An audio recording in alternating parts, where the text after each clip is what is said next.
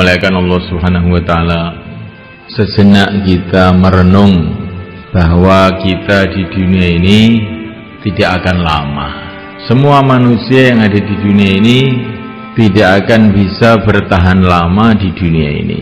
Orang sakit tidak bisa bertahan lama, orang sehat pun juga tidak akan bisa hidup lama. Orang miskin tidak akan bisa berlama-lama di dunia ini. Begitu juga orang-orang kaya juga tidak bisa berlama-lama di dunia ini. Kalaupun orang itu dijadikan oleh Allah orang yang paling kaya di dunia ini, orang yang paling berkuasa di dunia ini kelihatannya, orang yang paling sehat, orang yang paling bahagia, orang yang paling sakti, sudah paling semua, itu pun juga dia tidak akan bisa berlama-lama di dunia ini. Semua akan ditinggalkannya, kerikil satu pun tidak akan dibawa. Maka kalau orang itu mau merenung, mau berpikir, betul-betul bodoh orang-orang yang membanggakan dunia ini. Orang yang bangga dengan dunia ini bodoh.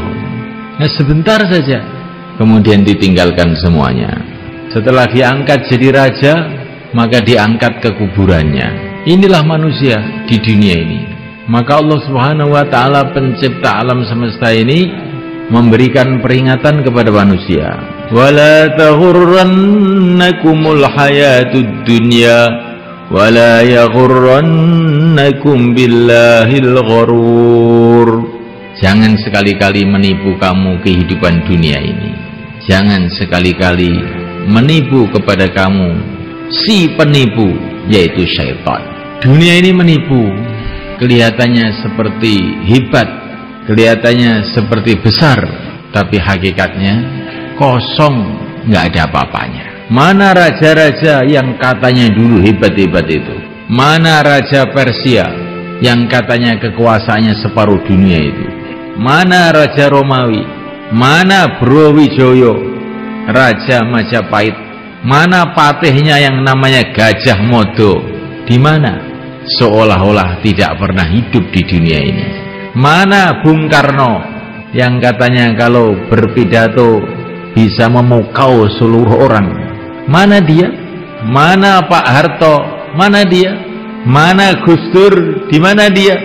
Sebentar lagi juga orang-orang akan tanya, kita pun seolah-olah tidak pernah hidup di dunia ini.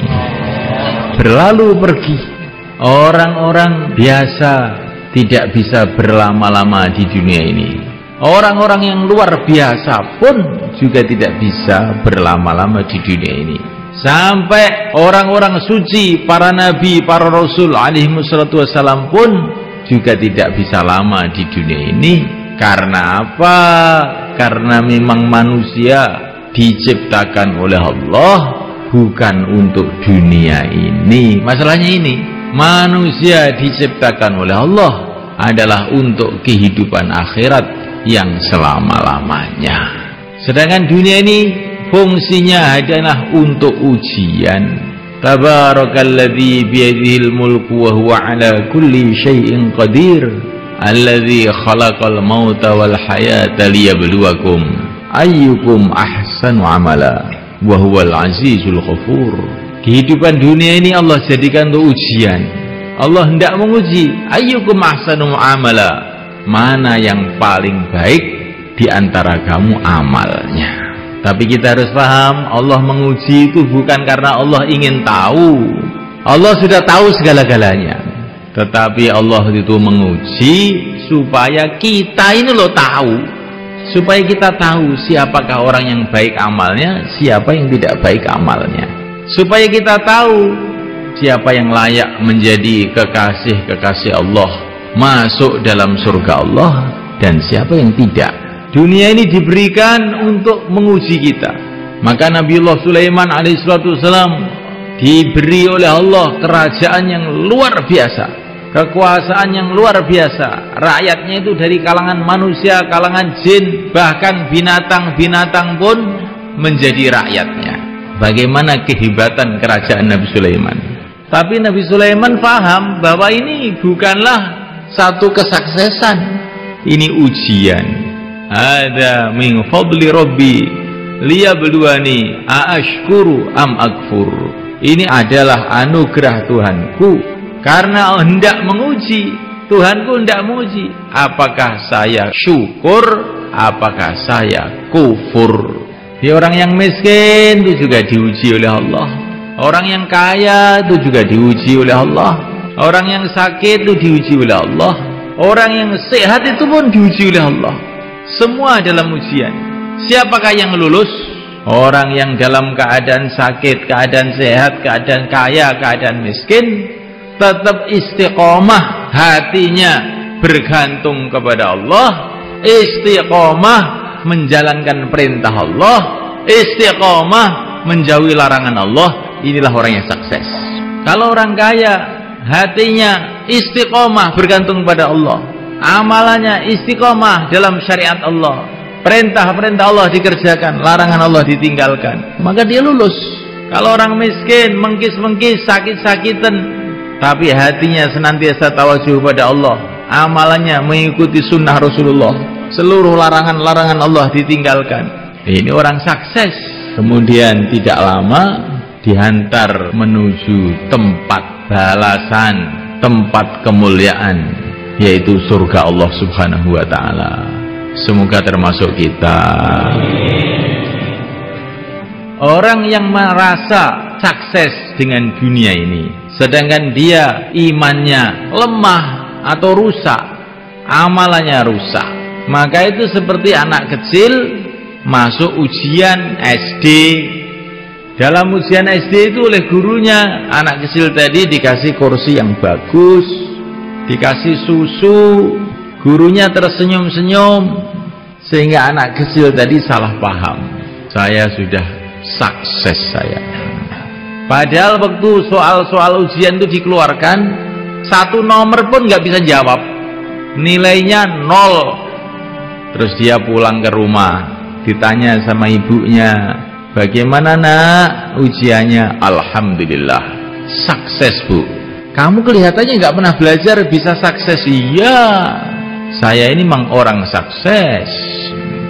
Bagaimana ceritanya? Ceritakan sama ibu.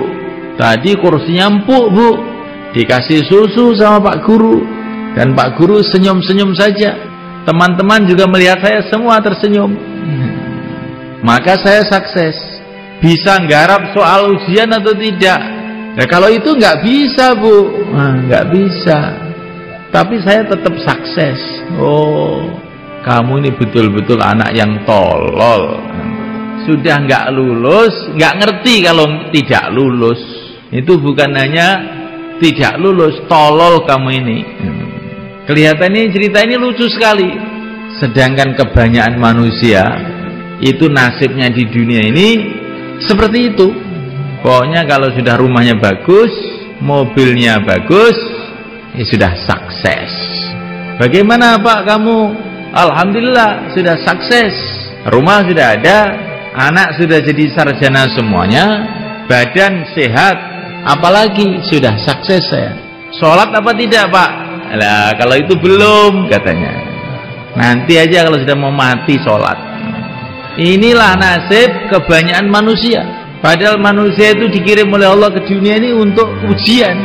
Nggak dipikirkan ujiannya lulus atau tidak, yang dipikirkan kursinya empuk atau tidak, makannya enak atau tidak. Padahal dikirim ke dunia untuk ujian, nggak mikir ujiannya. Bagaimana supaya kita lulus ujian itu bagaimana?